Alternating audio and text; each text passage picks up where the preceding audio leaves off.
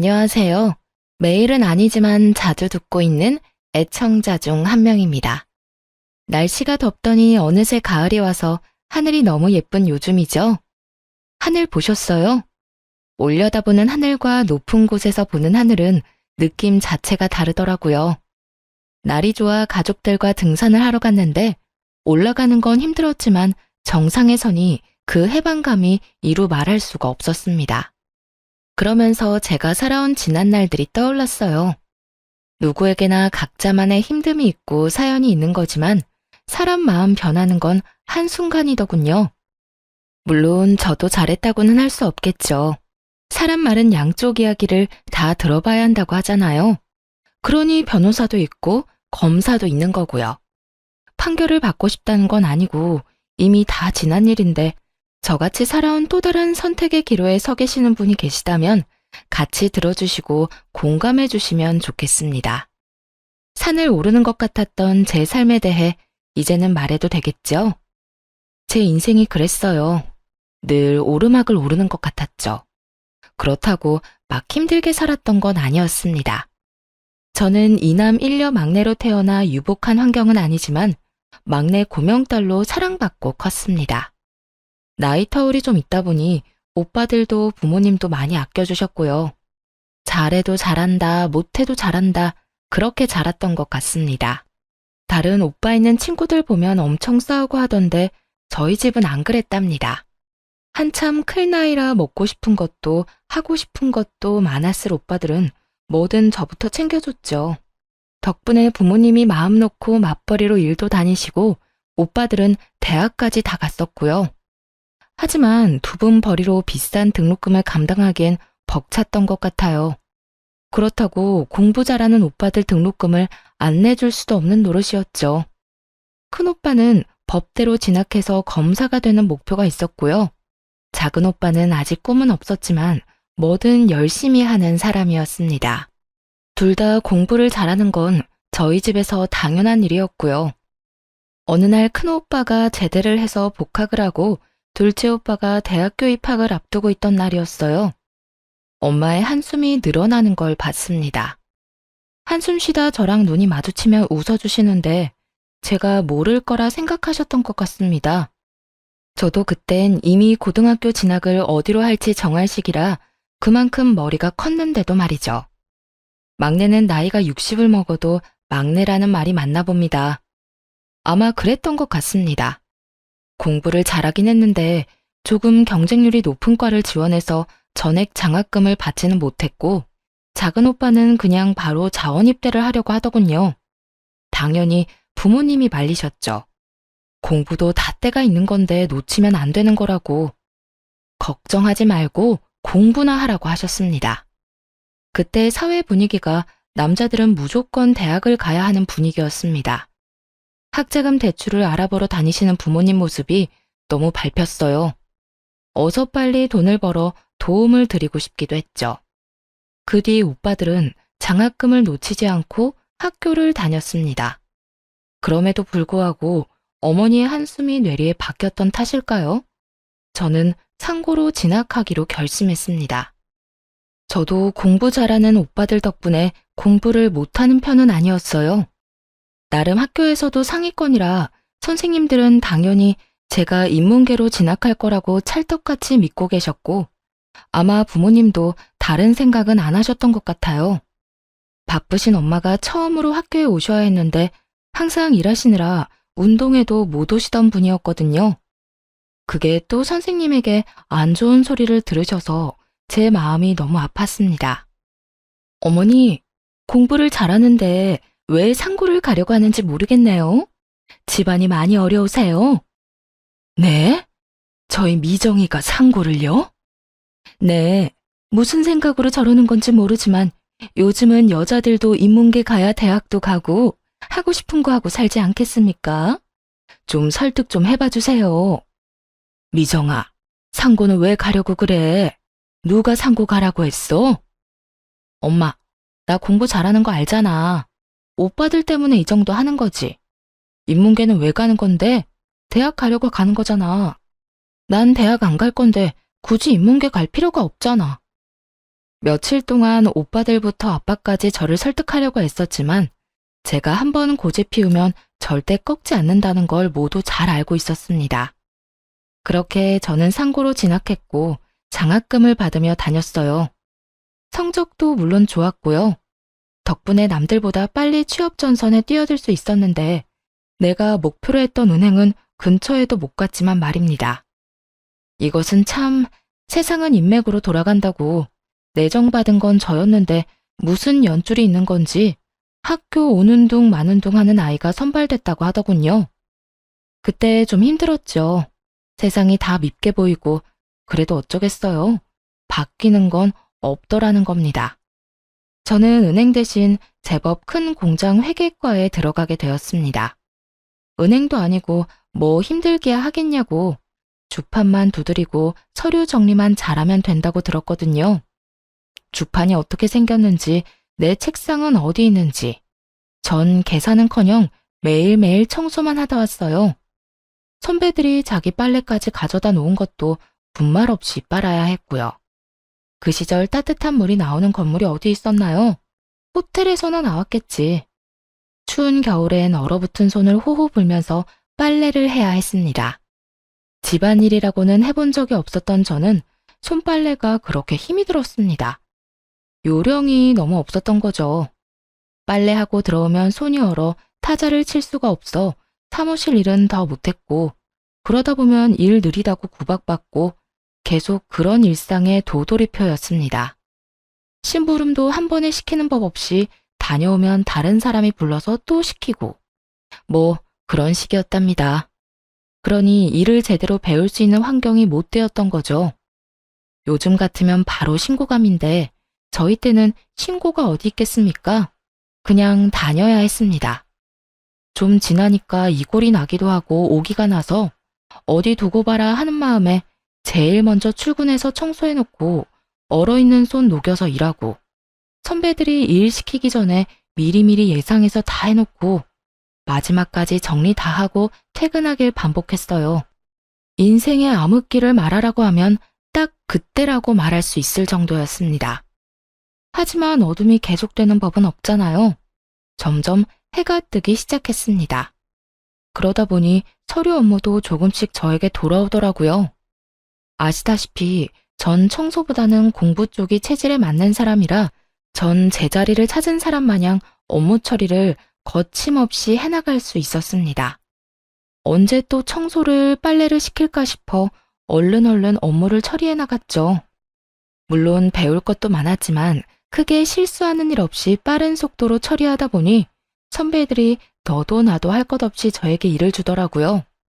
어느새 반대로 선배들이 저에게 일을 맡기기 위해 제 일을 덜어주는 상황이 발생하게 되었고 이런 제가 입소문이 난 건지 비서실로 발령이 나는 일이 벌어졌습니다. 이제 입사한 지 얼마 안 된 제가 비서실까지 가는 건 좀 눈치가 보여 처음엔 가지 않겠다고 했습니다. 사실 제가 가도 되는 곳인지도 알 수 없었고 여기보다 더한 곳이라는 소문에 두려웠거든요. 선배들을 다 제치고 이제 막 20살 갓 넘은 제가 비서실이라니 말이 안 된다 생각했습니다. 월급도 처우도 확연히 달랐기 때문에 서로 가려고 하던 자리였습니다. 그런데 정말 발령이 나버린 겁니다. 제 의사와는 상관없이 발령이 나서 묵묵히 책상을 정리하는데 선배들이 다가오더군요. 해코지할까봐 얼마나 놀랐는지 여자들의 시기 질투 원망이 얼마나 무서운지 직접 느껴본 저는 그저 무서움에 떨어야 했습니다. 그런데 아니었어요. 선배들은 진심으로 절 축하해 주셨어요. 미정아, 여기보다 더 힘들 거야. 열심히 해야 해. 우리 얼굴에 먹칠하지 말고. 알았지? 그래. 그래도 너라면 잘할 거야. 힘들 땐 놀러와. 우리가 비서실 애들 욕 다 들어줄게. 밉상 같던 선배들이 격려해주고 축하해주니 눈물이 다 나더군요. 남자들만 우정이 있는 게 아니죠. 여자들 우정도 만만찮아요. 고생 끝에 낙이 온다는 옛말이 틀린 게 하나 없어요. 그동안의 고생은 싹 잊어버리게 되더니 통장에 착착 돈 쌓이는 소리가 들리는 것 같은 나날을 보냈습니다. 중간중간 군대 갔다 온 오빠들 몰래 등록금이나 생활비를 보내주고도 돈 쓸 데가 없던 저는 제법 돈을 모을 수 있었어요. 그쯤 되니 저도 공부를 하고 싶어졌습니다. 어릴 땐 돈만 벌면 된다 싶었는데 사회생활을 하다 보니 그건 또 아니더라고요. 필요한 자격증은 학교 다니면서 땄기 때문에 대학교 졸업장이 가지고 싶었던 거죠. 이곳도 충분히 좋은 곳이었지만 여러 사람들을 만나고 사회생활을 하면서 선배들의 조언도 좀 들리게 되고요. 여자도 좋은 대학 나와야 해. 좋은 대학 아니라도 대학은 나와야 해. 그래야 대접받아. 봐봐, 김대리하고 나하고 입사 동기인데 그때 월급 차이가 얼마나 났는지 알아? 살기 싫더라고. 김대리 타자도 한글 문서 작업도 못하던 놈이란 말이야. 일은 내가 더 많이 하는데. 선배의 말에 역시 대학을 다녀야겠다고 생각했지만 일하면서 공부를 병행하는 건 무척 어려웠습니다. 졸업한 지도 좀 되었으니 기억나는 것도 없었고요. 그래도 직장인들을 받아주는 야간 대학이 있다는 것을 알고 등록을 하고 학교를 다니기 시작했답니다. 그쯤 큰오빠는 사법고시를 패스했고 회사를 다니다가 무슨 시험 준비를 한다던 작은오빠까지 공무원 시험에 합격해 집안의 경사가 계속 이어졌습니다. 동네 플랜카드도 제가 걸어주었습니다. 모두에게 우리 오빠들이 이만큼 잘났다고 자랑하고 싶었죠. 그걸 보며 부모님이 웃으시는 걸 보자 제 마음이 다 편해지더군요. 뭔가 다 이룬 느낌까지 들었습니다. 정작 저 스스로는 이뤄놓은 게 하나 없었는데 말이죠. 그날을 계기로 전 홀가분한 기분으로 다시 직장과 공부를 병행하며 즐거운 나날을 보냈습니다. 가끔 부모님 용돈 드리는 거 외엔 저는 계속 저금을 했어요. 투자 이런 것도 잘 몰라 그냥 무작정 이율 좋은 은행 찾아 적금 넣는 식으로 돈을 모았습니다. 그러다 야간 대학에서 저처럼 뒤늦게 대학 졸업장을 따기 위해 온 남편을 만나 연애라는 걸 하게 되었습니다. 사는 게 바빠 관심 가질 여유가 없어 해본 적 없는 연애를 나이가 제법 차서 하니 모든 게 다 설레고 마냥 좋았죠. 남편도 무슨 사정인 건지 주머니 사정이 좋아 보이지는 않았고 저는 그런 거 신경 쓰지 않았습니다. 야간 대학에서 만났다는 공통점 하나만으로 충분했거든요. 저희는 날이 좋을 때는 공원 데이트, 추울 땐 따뜻한 오뎅 먹어가며 두 손 꼭 잡고 데이트를 즐겼답니다. 그러다 추우면 버스를 탔고요. 지금 생각해보면 무슨 궁상이냐 해도 그때만의 설렘이 있지 않겠어요? 이제는 하라고 해도 못하겠지만요. 그렇게 연애를 제법 오래 하다 주변에서 결혼은 언제 할 거냐는 말을 자주 듣게 되었습니다. 둘 다 그냥 시기가 오면 자연스레 결혼한다고 생각했던 것 같네요. 주변 지인들이 연애는 다른 사람이랑 더 하고 결혼은 나중에 해도 되지 않겠냐고 말리기도 했는데 제가 다른 생각은 잘 못하더라고요. 별 남자 있나 싶고 남편이 지금 저에겐 충분히 좋은 사람이었습니다. 가족들에게 소개를 했던 날 엄마가 조심스레 불러서 물으셨어요. 너무 급하게 정하는 건 아니고? 너 남자 처음 만나서 바로 결혼하는 거 엄마는 좀 별론데 너 선자리도 좀 들어오고 있어. 천천히 연애만 해보는 건 어떠니? 엄마, 내가 이 사람보다 더 좋은 사람을 어디서 만나겠어요? 아니, 네가 어디가 부족해서 그래. 저렇게 짱짱한 오빠가 둘이나 있는데 기죽을 일 없지. 너 회사에서도 능력 인정받고. 그때 엄마도 속물이구나. 약간 실망했어요. 또 오빠들이 잘 나가는 거지 내가 잘 나가는 게 아닌데 그걸 남편과 비교하니 화도 좀 났죠. 당장 제가 시집을 간다고 해도 저희 집 재정 상태가 좋은 건 아니라 해줄 수 있는 것도 없었고요. 저도 받을 생각도 없었지만 이제 막 사회생활하기 시작한 오빠들에게 무슨 돈이 있겠어요? 또 오빠 공부 뒷바라지에 부모님이 가진 것도 뻔히 제가 다 아는데 못된 말로 엄마 속을 좀 후벼 파고 남편과의 결혼을 추진했습니다. 엄마, 나 냉장고라도 하나 사줄 수 있어? 없잖아. 그냥 내가 알아서 갈 테니까 반대만 하지 말아줘. 양가 집안의 양해를 구하고 혼수 예물 아무것도 하지 않았습니다. 그래도 너무 빈손인 건 정말 아닌 것 같아 시부모님 옷 한 벌씩은 해드리라고 남편에게 봉투를 주긴 했습니다. 그게 많이 부족하다고 생각하신 건지 시부모님 얼굴이 썩 나를 반기지는 않으셨어요. 살면서 잘해드리면 되지 싶어 저는 크게 신경 쓰지 않기로 했습니다. 형편에 맞게 살아야 한다는 게 제 생각이었고 남편도 이해해주던 부분이었거든요. 제가 모았던 돈에 신랑 돈 보태서 작은 원룸에서 신혼생활을 시작했습니다. 신랑이 제 말에 잘 따라주는 편이었기 때문에 월급의 70%는 적금을 넣었고 혼자 벌다 둘이서 모으기 시작하니 생각보다 돈이 빨리 불어났습니다. 그런데 고지를 코앞에 두고 저희에게 아이가 생겼어요. 너무 예쁘고 사랑스러워 일 같은 건 생각도 나지 않더라고요. 지금을 놓치면 아이 크는 걸 못 볼 것 같다는 생각에 저는 저축을 조금 미루기로 했습니다. 집에서 아이를 돌보는 게 제 일이라 생각했고 그래서 일을 그만둔 거였죠. 저희 부모님도 소소하게 일을 하고 계셨고 시부모님들도 마찬가지셨어요. 아이를 봐줄 사람이 없었기 때문에 차선책이 없기도 했습니다. 아이가 생기니 저의 집에 대한 열망은 더 커졌어요. 아이가 크면 자기 방은 하나 줘야 하지 않겠나 하는 마음에 더 악착같이 아끼며 어떻게 보면 궁상맞게 살았던 것도 같습니다. 저는 옷이 계절별로 2벌이면 좋겠고요. 옷을 언제 사본지 기억나지 않을 정도였죠. 화장품은 처녀 때 쓰던 거 그대로 화장대 위에 있었습니다. 뚜껑 열 필요도 못 느끼겠더군요.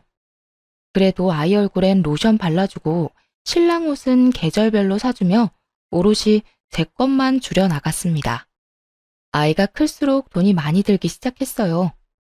기저귀 값만 해도 사이즈가 커지니 양은 적은데 비싸지고 분유값도 감당 안 될 지경이었어요. 남편 월급이 얼마길래 그랬냐고요? 그렇게 많이 가져오지는 못했어요. 월급이 적은 대신 칼퇴근에 힘든 일이 별로 없는 곳이었죠. 반 공무원이라고 생각하시면 될 겁니다. 여튼 둘이 벌다 혼자 벌게 되고 입은 셋이 됐는데 저축은 그대로 해야 하고 남편을 조금 못 살게 굴었던 것도 같습니다.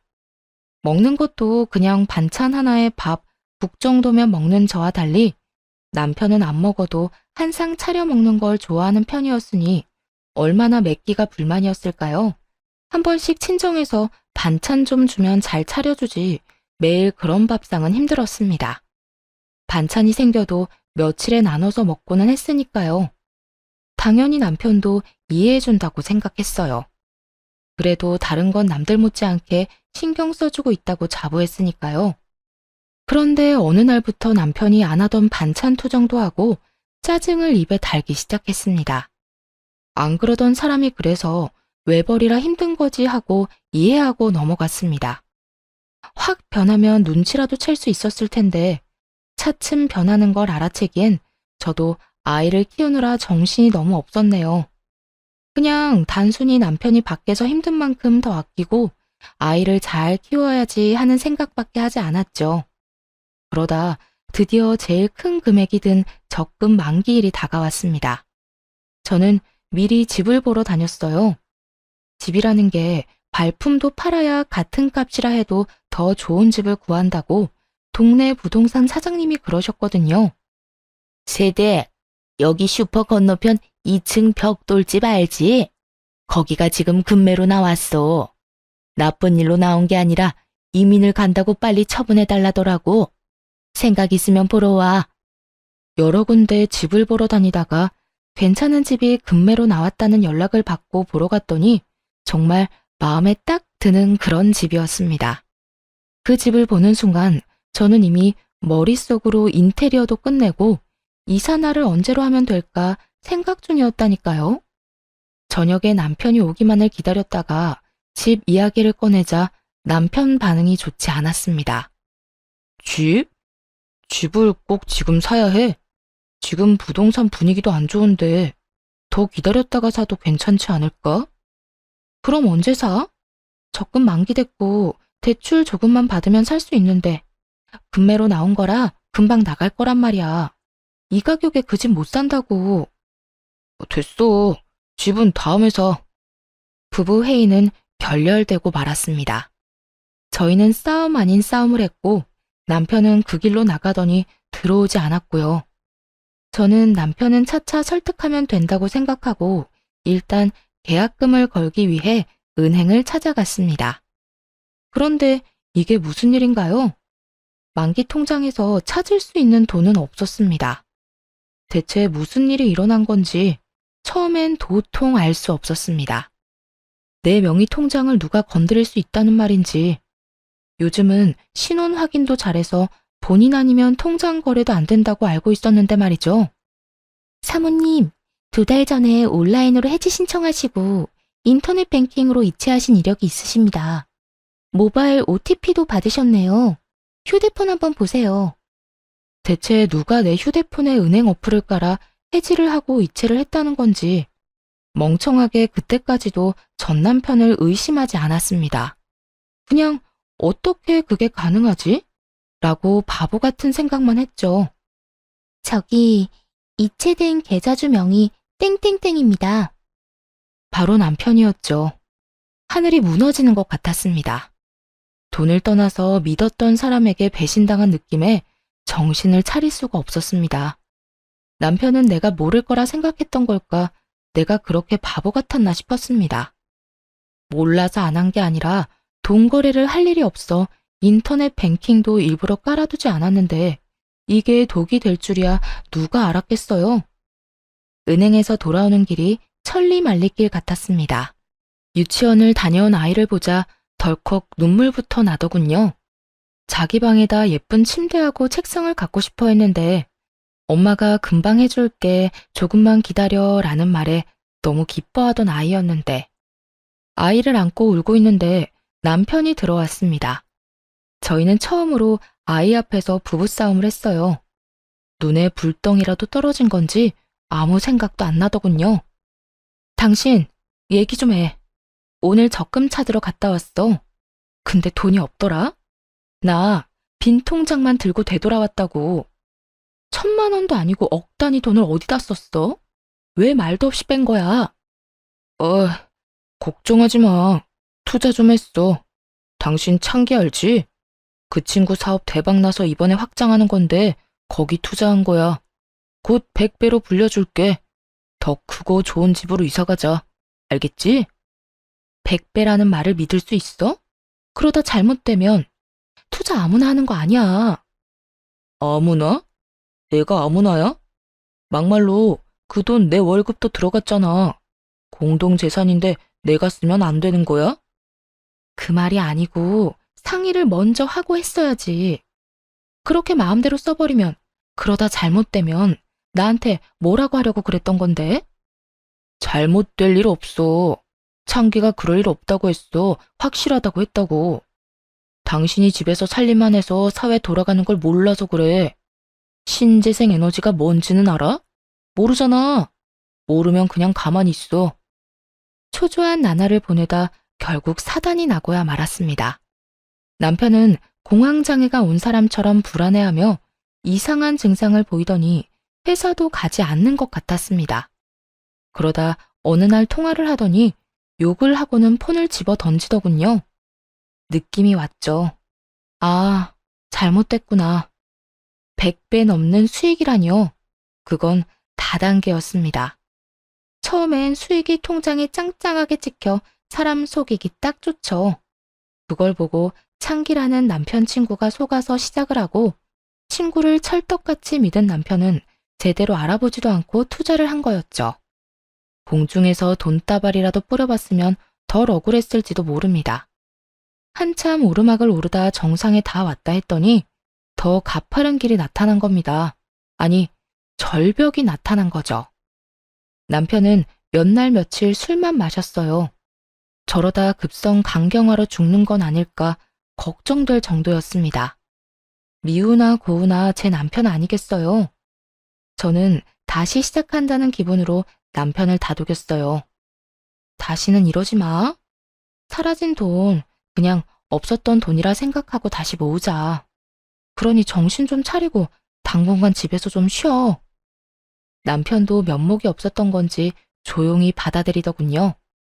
이미 회사에서도 잘린 상태였고 일할 의지도 없어 보여 제가 일자리를 알아볼 수밖에 없었습니다.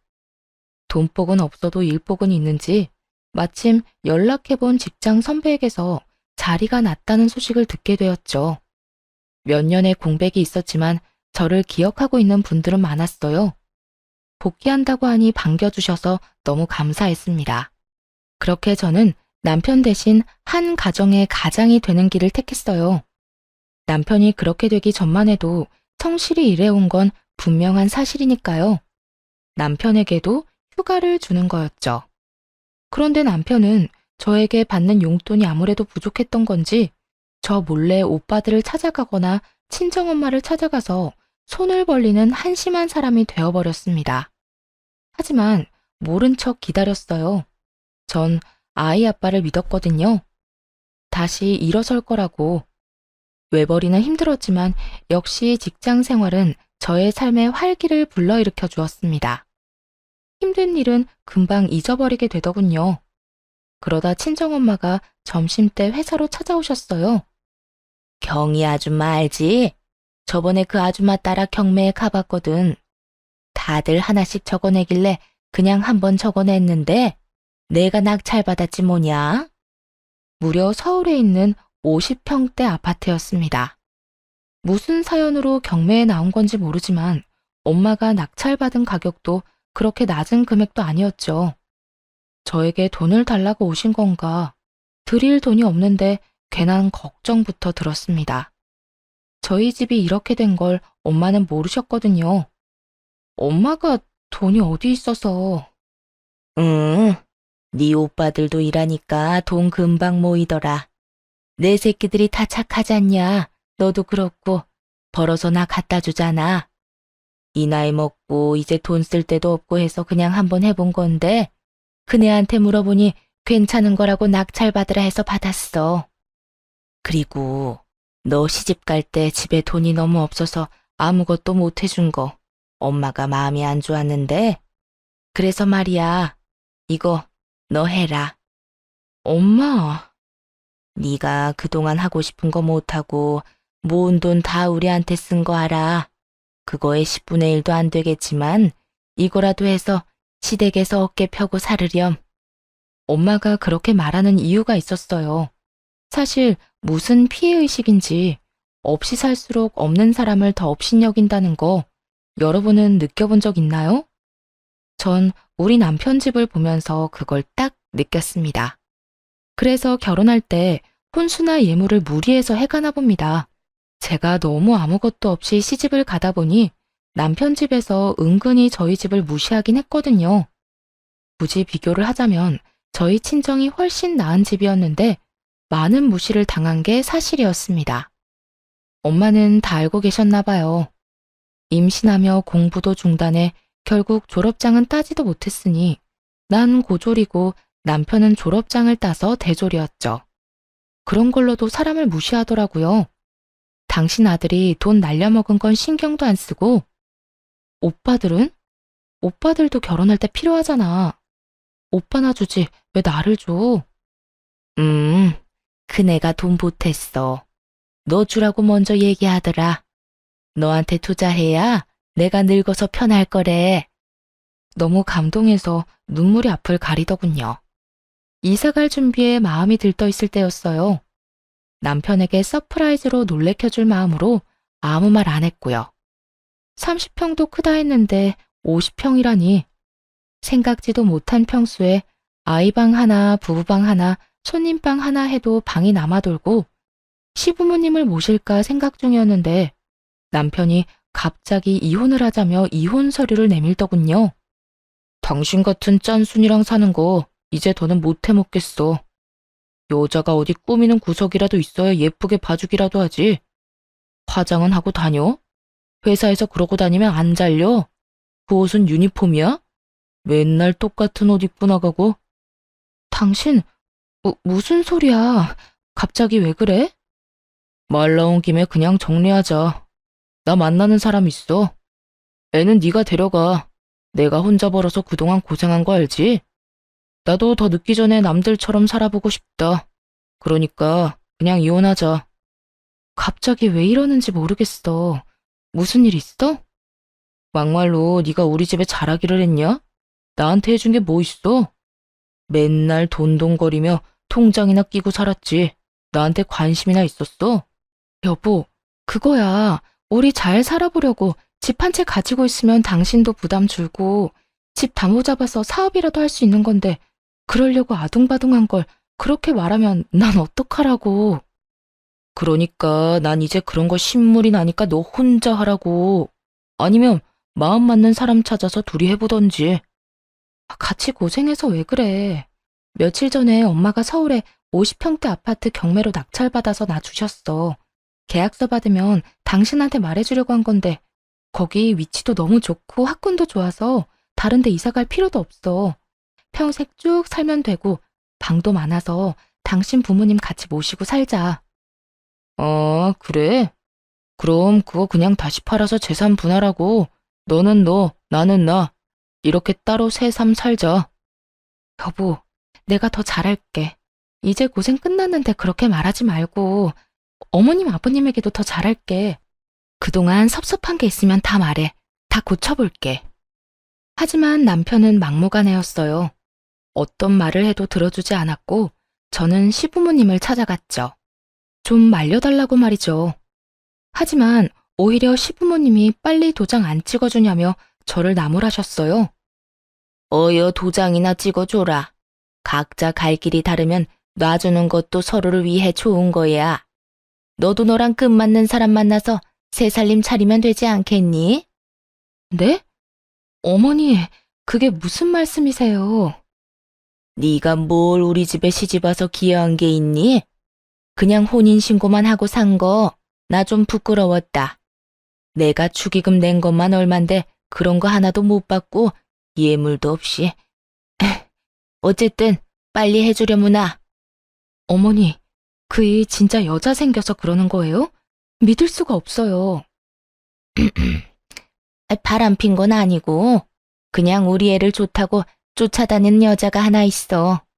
그 여자 집안이 좀 괜찮아 보이긴 하는구나. 제가 뭘 그렇게 잘못한 걸까 한참을 생각했습니다. 막말로 남편의 뭐가 좋다고 집안 좋은 여자가 따른다는 말인지 그것조차 위험하게 들렸습니다. 저는 그렇게 미움받을 짓 한 거 없고 그저 잘 살아보려고 할 수 있는 만큼 잘해드리려 했는데 그게 성에 안 차셨던가 봅니다. 저는 진심으로 슬펐습니다. 수년간의 결혼 생활을 부정당한 기분에 우울하기까지 했어요. 며칠을 이혼을 한 해 못 한 해 실랑이를 하다가 아이는 제가 데려가는 대신 양육비는 줄 수 없다고 하는 말에 또 며칠 실랑이가 이어졌습니다. 양육비를 원하면 자기가 아이를 키울 테니 저더러 양육비를 달라고 하더군요. 저 모습에 어느 엄마가 아이를 맡기겠습니까? 저는 이혼을 해줄 테니 그럼 아이만 데려가겠다고 합의를 했습니다. 결국 여전히 마음을 추스리지 못하고 끌려가듯 법원에 갔습니다. 저는 큰오빠와 함께 남편은 시어머니와 함께였죠. 힘겹게 서류를 제출하는데 남편이 제가 모르는 서류를 하나 더 제출하더군요. 뭐냐고 물으니 당당하게 재산분할 신청서라고 합니다. 재산이라니, 저희는 재산이라고는 아시다시피 남편이 날려먹었던 적금이 다였는데 말이죠. 우리한테 무슨 재산이 있다고 그런 서류를 내? 지금 사는 집 전세금? 그거 반반하면 되는 거 아니야? 굳이 이런 거 낼 필요 없이. 또 50평 아파트 장모가 준 거 있잖아. 그건 왜 빠뜨려? 날 아주 호구로 하는구만.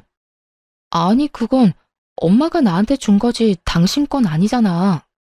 당황해서 아무 말 못하고 있자 큰오빠가 나서서 증여재산에 대해 차분하게 설명해 주었습니다. 자네 그때 내 동생 데려갈 때 뭐라고 했어? 손에 무릎 묻혀도 마음만은 보듬고 살겠다고 했잖아. 이게 뭐야? 그리고 증여재산은 재산 분할에 해당이 안 되는 거 모르나? 모르면 변호사한테 물어보던가. 뭐? 그 아파트가 재산분할에 해당 안 된다고? 나 그거 믿고 너 만나는 애인이랑 그거 팔아서 새 살림 차리라고 한 건데. 뭐야, 엄마. 엄마가 그냥 이혼하면 된다고 했잖아. 나 그럼 돈 한 푼도 못 받는 거야? 아유, 잘 좀 알아보지. 어떡하면 좋니? 너 가게 하나 해주면 새아가한테 아파트는 우리가 해준다고 했는데. 진짜? 엄마가 책임져요. 난 몰라. 잘못되면 다 엄마 탓이야. 지금껏 보고 살아온 사람이 맞는 건지 완전 다른 사람을 보는 것 같았습니다.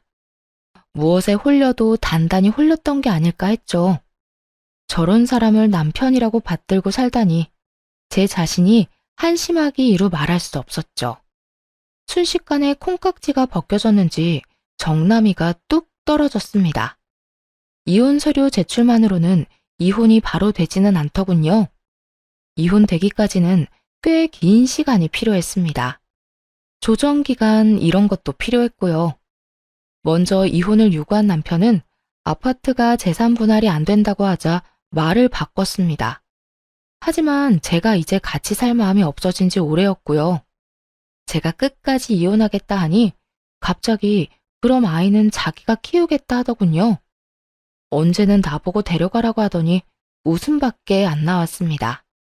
결국 큰오빠의 도움으로 양육권도 제가 받아오고 양육비도 매달 50만 원씩 보내주는 걸로 이혼은 정리가 되었습니다. 엄마가 낙찰받아줬던 아파트는 딸과 둘이 살기엔 넓었기에 친정 부모님과 함께 살기로 했습니다. 저는 덕분에 멈췄던 공부도 다시 시작했고요. 다 엄마가 잘 봐주셔서 가능한 일이었습니다. 참 감사한 일이죠. 그 뒤로 전 남편은 어떻게 됐냐고요? 말도 마세요. 딱 1년 지나고 제가 사는 아파트로 찾아왔는데 1년 만에 보니 감회가 새롭고 그럴 줄 알았는데 지난번에 정남이 떨어진 거에 뭐 더 떨어질 게 있다고 완전히 사람으로 안 보이게 되었습니다. 여보, 우리 다시 합치자. 애도 아빠가 필요하잖아. 나 그 여자랑은 애초에 헤어졌어. 그때 잠깐 꼬셔서 넘어갔던 것뿐이야. 난 자기밖에 없는 거 잘 알잖아. 정말 한심해서 말도 안 나오더라고요. 말을 안 하고 있으니 내가 허락했다는 뜻으로 받아들인 건지 슬금슬금 안으로 들어오려는 거 체인을 딱 걸어 잠그고 소리쳤습니다. 누구신데 남의 집에 와서 이러세요? 잘못 찾아오신 거면 그냥 가시고요. 여보, 왜 이래? 자꾸 헛소리 하시면 경찰에 신고할 거고 아파트 CCTV 영상 따서 입구에 붙여놓을 거예요. 잡상인 출입이 잦으니 조심하라고. 잡상인? 잡상인. 어서 안 꺼져? 당장 꺼지라고. 제가 큰 소리를 내니 처음 보는 모습에 놀라서 달아나는데 신발이 벗겨져도 모르고 열심히 도망가는 모습이라니 혼자 봐서 아쉬울 정도였답니다. 그렇게 쪽을 당했으니 다시는 오지 않을 거라 생각했는데 방심했던 게 있었습니다. 딸아이 학교를 찾아간 거였어요. 이제는 초등학생이 된 딸은 아무래도 아빠를 보니 좋았나 봅니다. 딸이 처음 보는 인형을 집으로 들고 들어와 물으니 아빠가 줬다고 말하는 거 있죠? 이 사람이 아이를 꼬시려고 작정을 했구나 싶었죠. 저는 바로 큰오빠에게 사정을 얘기하고 접근 금지 신청을 부탁했어요. 딸에게도 아빠를 보면 따라가면 안 된다고 신신당부했고요. 이대로는 안 되겠다 싶어 고민을 하다 전 남편의 부모님을 찾아갔어요. 다시는 보고 싶지 않은 사람들이지만 결판을 지어야겠다고 생각했죠. 전 시부모는 작은 테이블 몇 개 놓고 동네 치킨집을 하고 있었는데 제가 간 날 딱 봐도 고등학생으로 보이는 아이들에게 술을 팔고 있었습니다. 핸드폰 동영상 줌 기능을 활용해 증거 영상을 깔끔하게 찍어 전 시모에게 내밀었죠. 이 친구들 학생인 거 알고 술 파시는 거죠? 이거 제가 시청에 넣으면 영업정지 당하는 건 아실 테니까 긴 말 안 할게요. 딸아이 근처에 얼씬도 하지 말라고 해주세요. 아니면 사람 심어서 계속 사진 찍어서 신고할 테니까. 아니야. 저 청년들 학교 안 다녀. 학교 안 다니면 미성년자 아닌 줄 아세요? 좀 알고 장사하세요. 저처럼 몰라서 뒤통수 맞지 마시고요. 설마 그럴 리가. 아니야. 민증 검사는 하셨나요? 안 하셨죠? 정상 참작도 안 되겠네요.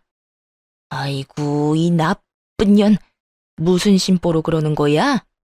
무슨 심보요? 아줌마가 나한테 그런 말할 자격이 있으신가 모르겠네요. 해봐라, 해봐. 해볼 테면 해봐. 내가 가만히 있나 보자. 이게 끝인 걸로 아시면 안 되죠. 유통기한 지난 식품 나와도 끝인 거 아시죠? 점검기간 아니라도 신고하면 출동해요. 못된 년. 너 인생 그렇게 살지 마라. 그럼 잘 알아들으신 걸로 알고 가볼게요. 천하의 못된 여자 연기해보니 너무 시원했습니다. 허탈하기도 했고요. 이제 다시 찾아오는 일은 없을 거라 생각하고 싶어요.